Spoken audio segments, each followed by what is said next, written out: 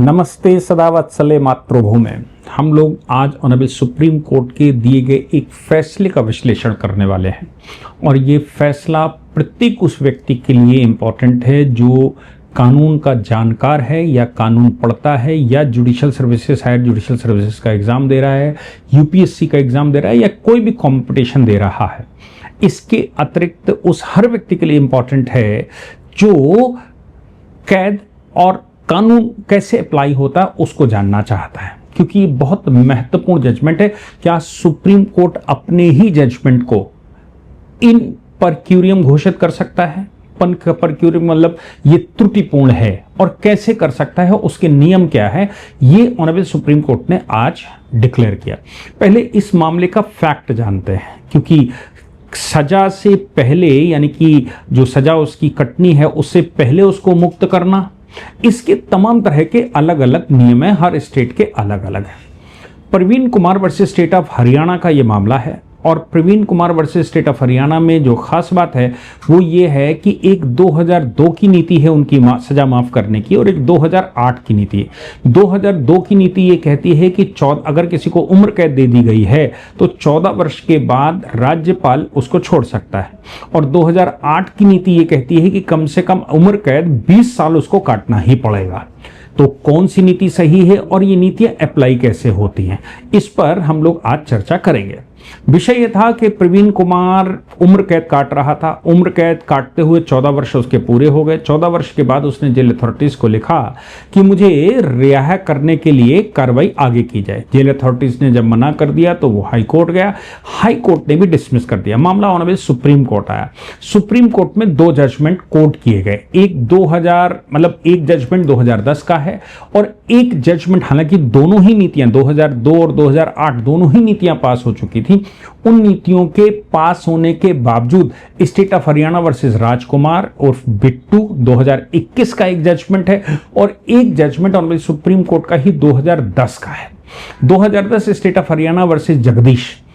2010 में 3 जजेस की बेंच बैठी और 3 जजेस की बेंच ने यह कहा कि व्यक्ति को जब सजा हुई थी उस समय का कानून उसके ऊपर लागू होगा, यानी कि सजा या उसने जब अपराध किया था, अपराध अब वो 2026 की बात कर रहा है, 14 वर्ष हो चुके हैं, उससे पहले की बात अगर वो कर रहा था तो फिर अपराध उसने 2008 से पहले किया था। 2008 में नई नीति आ गई। नई नीति कहती है 20 साल से पहले नहीं छोड़ना है। पुरानी नीति कहती है 2002 की नहीं, वो उसको 14 वर्ष बाद छोड़ा जा सकता है। 2010 की नीति 2008 की नीति को ध्यान में रखते हुए जब जगदीश का जजमेंट आया था 3 जजेस की बेंच का 2010 में, तब उन्होंने ये कहा था कि भाई रेट्रोस्पेक्टिव इफेक्ट किसी नीति का नहीं होगा, यानी कि 2008 की नीति का रेट्रोस्पेक्टिव इफेक्ट नहीं होगा, उससे पहले वाले जो सजाएं हो चुकी हैं उस पर इफेक्ट नहीं होगा। अगर अभियुक्त के पक्ष में 2008 की नीति आती है तो 2008 की नीति का लाभ उसको मिलेगा, और अगर उसके पक्ष में 2002 की नीति आती है तो 2002 का उसको लाभ मिलेगा। इसके बाद 2021 में 2 जजेस की बेंच के सामने राजकुमार का केस है, स्टेट ऑफ हरियाणा वर्सेस राजकुमार 2021 में आया। 2021 में जब उसने यही कहा कि 2002 की नीति के अनुसार मेरा फैसला होना चाहिए, 2008 की नीति के अनुसार नहीं होना चाहिए, क्योंकि मेरा अपराध या मैंने जो सजा हुई, मैंने जो घटना हुई वो 2008 से पहले की है जिसकी मैं सजा काट रहा हूं। तब ऑनरेबल सुप्रीम कोर्ट के 2 जजेस की बेंच ने ये कहा नहीं 2008 से ही तय होगा, तुमको 20 साल काटने पड़ेंगे। अब जब ये वाला केस आया प्रवीण कुमार का, तो इसमें दोनों जजमेंट कोर्ट किए गए। अब सुप्रीम कोर्ट के सामने ये बात है कि दोनों ही एक 2010 का जजमेंट है और एक 2021 का जजमेंट है। 2010 का जजमेंट 3 जजेस का है और 2021 का जजमेंट 2 जजेस का है।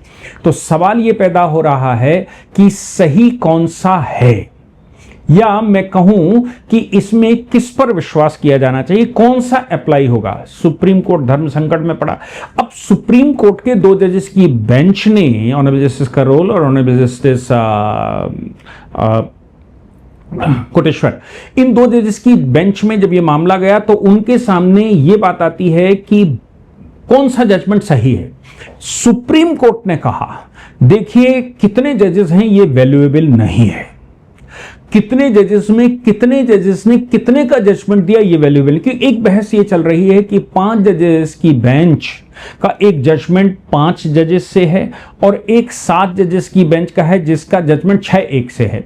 तो 5 जजेस जिसमें है यूनिनिमस डिसीजन लिया वो प्रिवेल करेगा, या 6 जजेस जिसमें है वो प्रिवेल करेगा। या दूसरे शब्दों में ऐसे कह लीजिए कि 5 जजेस ने कोई यूनिनिमस फैसला ले लिया और 4-3 से बड़े 7 जजेस की बेंच का हुआ, तो इन्होंने तो 4 ने ही उसको अफर्मेटिव कहा, उनमें 5 ने कहा। तो क्या ये 4 जजेस जिन्होंने अफर्मेटिव कहा 3 विरोध में गए उनका जजमेंट मानना चाहिए, या फिर वो 5 यूनिनिमस आए उनका जजमेंट मानना चाहिए?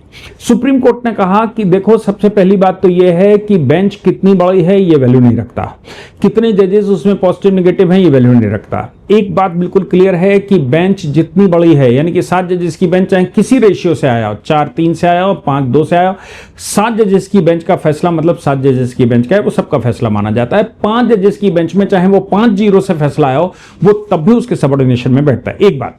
दूसरी बात उन्होंने कहा कि अगर पर क्यूरियम नहीं, इन पर क्यूरियम है जजमेंट, इन पर क्यूरियम का मतलब होता है कि दोषपूर्ण है, दोषपूर्ण है। दोषपूर्ण से मतलब है कि जो सुप्रीम कोर्ट का स्टाइल है, देखो आप कॉन्स्टिट्यूशन पढ़ते हैं, हम कॉन्स्टिट्यूशन तमाम तरह की किताबें पढ़ते हैं, मैं हमेशा से कहता हूं कि कॉन्स्टिट्यूशन में जो लिखा है उसके पीछे भी कुछ प्रिंसिपल्स हैं। सुप्रीम कोर्ट के जजमेंट, सुप्रीम कोर्ट अपने जजमेंटों पर पहले रिलाय करता है, बाद में कॉन्स्टिट्यूशन पर। कॉन्स्टिट्यूशन केवल एक नंबर है, कॉन्स्टिट्यूशन में लिखा हुआ आर्टिकल एक नंबर है, उसकी एनालिसिस सुप्रीम कोर्ट खुद करता है।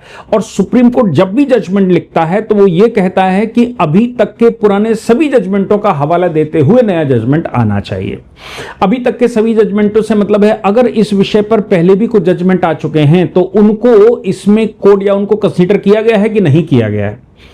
जिस समय 2021 का जजमेंट आया तब उसने जगदीश के जजमेंट को, जो कि 2010 का जजमेंट है, उसको कंसीडर ही नहीं किया, ना तो उसको मेंशन किया, ना ही उस विषय पर कोई बात करी। सुप्रीम कोर्ट ने कहा 2021 में जो जजमेंट आया है वो जजमेंट यहां पर इसलिए इन पर क्यूरियम है, यानी कि त्रुटिपूर्ण है, क्योंकि उसने 2010 के जो जजमेंट है उस जजमेंट को कंसीडर ही नहीं किया। जबकि सिद्धांत यह है कि जो पिछले जजमेंट हैं उन जजमेंटों का हवाला देने के बाद, उनको देखने के बाद ही जजमेंट होना चाहिए। चूंकि 2021 के जजमेंट में पुराने जजमेंट को हवाला नहीं दिया गया है, उसको कंसीडर ही नहीं किया है, सुप्रीम कोर्ट ने कहा कि वो केवल उसको मेंशन कर दे, उसकी डिटेल ना लिखे। लेकिन अगर वो मेंशन करते हैं जजमेंट में तो इसका मतलब है कि सुप्रीम कोर्ट ने उस समय वो जजमेंट देखे हैं। अगर सुप्रीम कोर्ट की नजर उस जजमेंट पर पड़ी है, उसके बावजूद वो जजमेंट देता है, तो फिर वो इन पर क्यूरियम नहीं माना जाएगा, यानी कि वो ऐसा नहीं माना जाएगा कि वो त्रुटिपूर्ण है। वो त्रुटिपूर्ण तभी माना जाएगा जब पुराने जजमेंट जो कॉन्ट्रडिक्शन में है उनको कंसीडर ही नहीं किया गया, यानी कि ये जजमेंट त्रुटिपूर्ण है, भले ही कानून में कुछ भी कह रहा हो। दूसरी बात यह कहा कि जब आर्टिकल 161, यानी कि आर्टिकल 161 के तहत राज्यपाल को निर्णय लेना है, तो जो 2010 का जजमेंट है वो कॉन्स्टिट्यूशनल जजमेंट है, कॉन्स्टिट्यूशनल फुल बेंच का, 3 जजेस की बेंच का जजमेंट है, जिसमें कॉन्स्टिट्यूशन को एक्सप्लेन किया गया 161 में। जबकि 2021 का जो जजमेंट है वो इंस्टीट्यूट को कवर किया गया है, यानी कि कानून जो हरियाणा सरकार ने बनाया उसको कवर किया गया है। इसका मतलब यह हो गया कि कॉन्स्टिट्यूशन, सुप्रीम कोर्ट ने कहा कॉन्स्टिट्यूशन सदैव कानून, जो बाकी के कानून है उनके ऊपर प्रिवेल करता है। अब चूंकि इंस्टीट्यूट में दिया हुआ है इसलिए उसके ऊपर प्रिवेल करेगा कॉन्स्टिट्यूशन, और कॉन्स्टिट्यूशन का इंटरप्रिटेशन अगर किसी जजमेंट ने किया है तो वो जजमेंट प्रिवेल करेगा, कॉन्स्टिट्यूशन का प्रावधान नहीं। बल्कि कॉन्स्टिट्यूशन के प्रावधान को भी अवैधानिक घोषित किया जा सकता है, स्टैट्यूट को भी अवैधानिक घोषित किया जा सकता है, कॉन्स्टिट्यूशन के अमेंडमेंट को भी अवैधानिक घोषित किया जा सकता है अगर सुप्रीम कोर्ट के एस्टैब्लिश प्रिंसिपल्स ऑफ लॉ के विरुद्ध होता है तो। अब चूंकि establish principle of law prevail करते हैं, इसलिए मैं सदैव कहता हूं, मैं अपने बच्चों को जिनको पढ़ाता हूं उनको भी कहता हूं कि you have to understand the law then must have to understand through the judgments. तुमको जजमेंटों के थ्रू अंडरस्टैंड करना चाहिए, प्रावधान जो लिखा हुआ है वो प्रावधान सांकेतिक है, तुम्हारी मदद के लिए है। वो प्रावधान अभी तक लिखा है कि मतलब वो सही है, लेकिन अगर उसको समझना है, अगर कानून वाकई में समझना है, अच्छी प्रैक्टिस करना है, अच्छे जज बनना चाहते हैं, तो आपको जजमेंटों के माध्यम से, सुप्रीम कोर्ट के 100 से ऊपर जजमेंट हैं जो पूरे कानूनों को ए से लेके जेड तक डील करते हैं। वो 100 जजमेंट, भले ही वो 100, 200, 500, 1000 पेज के होंगे, लेकिन वो जजमेंटों के माध्यम से अगर आप पढ़ेंगे तो आपका कॉन्सेप्ट क्लियर होगा। और कानून याद करने वाला नहीं है, कानून बेयर एक्ट में नहीं है, कानून कॉन्सेप्ट में है। जिसको कॉन्सेप्ट समझ आ गया वो दुनिया जी सकता है कानून में, और जिसको कॉन्सेप्ट समझ नहीं आया वो कुछ नहीं कर सकता। बिल्कुल वैसे ही कानून जैसे धर्म हुआ करता था, जिसको धर्म की व्याख्या, उसकी फिलॉसफी समझ में आ गई, वो धर्म को पढ़ सकता है, वो स्क्रिप्चर्स को पढ़ सकता है। जिसको उसकी फिलॉसफी नहीं समझ में आई, जिसको उसका बेसिक स्ट्रक्चर नहीं समझ में आया, जिसको उसका कॉन्सेप्ट नहीं समझ में आया,